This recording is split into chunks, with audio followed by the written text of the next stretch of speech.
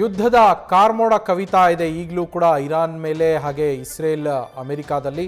ಸ್ವದೇಶಿಗರ ವಿರುದ್ಧವೇ ಇದೀಗ ಇರಾನ್ ಕಿಡಿಕಾರಿದೆ. ಈ ವಿಚಾರದಲ್ಲಿ ತಮ್ಮವರ ಆಸ್ತಿಯನ್ನೇ ಮುಟ್ಟುಗೋಲು ಹಾಕಿಕೊಳ್ಳುವ ಎಚ್ಚರಿಕೆಯನ್ನ ಇರಾನ್ ನೀಡಿದೆ. ಕಾರಣ ಏನು?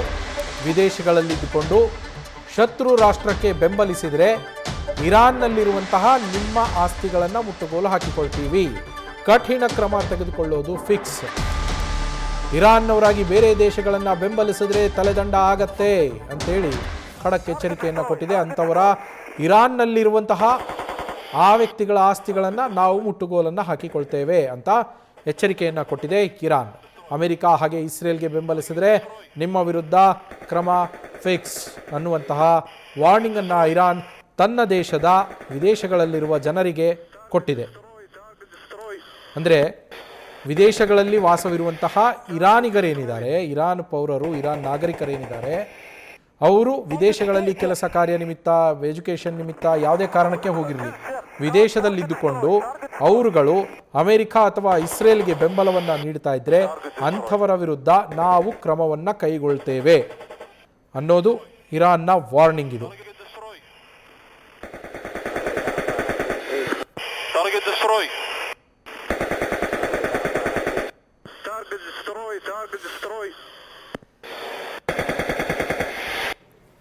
ನಮ್ಮ ಸೀನಿಯರ್ ಕರೆಸ್ಪಾಂಡೆಂಟ್ ಚಂದ್ರಮೋಹನ್ ಫೋನಲ್ಲಿ ಜಾಯ್ನ್ ಆಗಿದ್ದಾರೆ.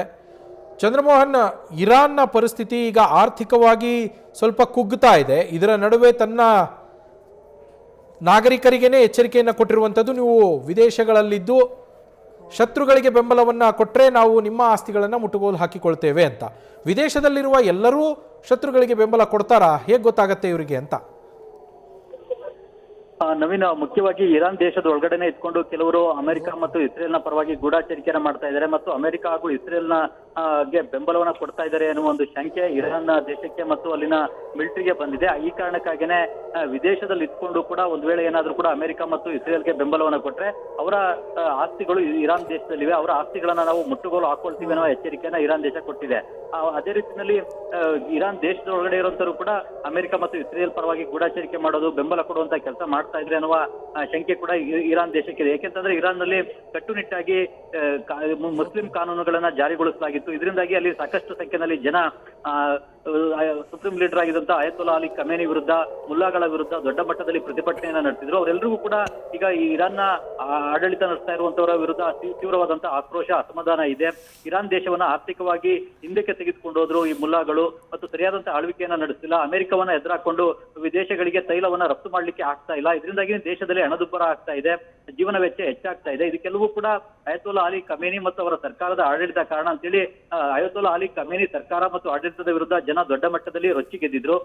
ಆಕ್ರೋಶ, ಅಸಮಾಧಾನ ಕೂಡ ಇದೆ. ಅಂತವರು ಈಗ ಇರಾನ್ ಒಳಗಡೆ ಇದ್ಕೊಂಡು ಮತ್ತು ಇರಾನ್ ಹೊರಗಡೆ ಇದ್ಕೊಂಡು ಕೂಡ ಅಮೆರಿಕ ಮತ್ತು ಇಸ್ರೇಲ್ಗೆ ಬೆಂಬಲವನ್ನ ನೀಡ್ತಾ ಇರ್ಬೋದು, ಸಹಾಯವನ್ನ ಮಾಡ್ತಾ ಇರ್ಬೋದು ಅನ್ನುವ ಶಂಕೆ ಈಗ ಇರಾನ್ನ ಸರ್ಕಾರಕ್ಕೆ ಬಂದಿದೆ. ಹೀಗಾಗಿ ಅಂತವ್ರಿಗೀಗ ಈ ಒಂದು ಎಚ್ಚರಿಕೆಯನ್ನ ಕೊಟ್ಟಿದೆ.